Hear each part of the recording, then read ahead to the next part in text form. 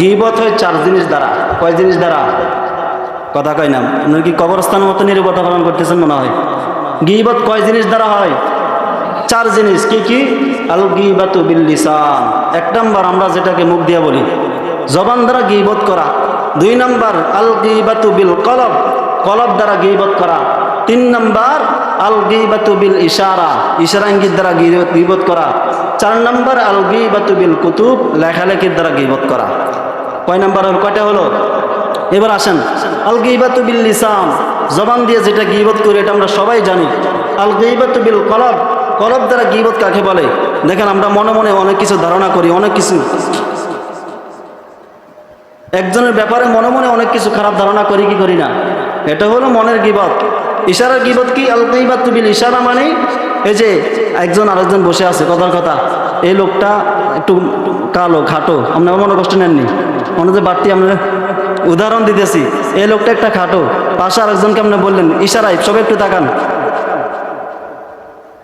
এই যে ইশারায় বললেন, এটাও গীবত। এটাও কি?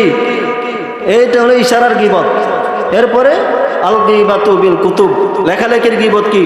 মোটামুটি এখন ফেসবুক শরীফ আছে, হ্যাঁ ইউটিউব শরীফ আছে, একজনের ব্যাপারে আপনি সুন্দর মতন একবারে তরিকা অনুযায়ী হরফ টরফ সিফাত মাখরা সব অনুযায়ী সুন্দর মতো একটা ফেসবুকে লেখা দিয়ে দিলেন।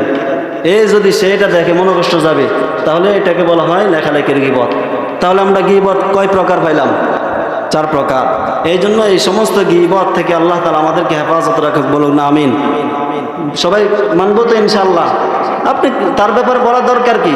আপনার খায়দায় কোনো কাম আছে?